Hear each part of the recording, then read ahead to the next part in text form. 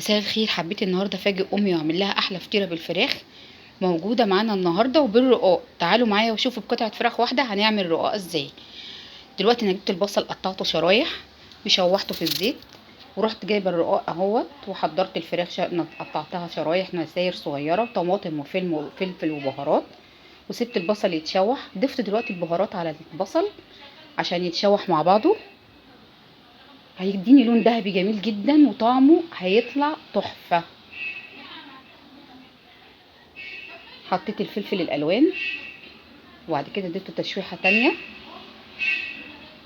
فلفل الوان حلو قوي وطماطم،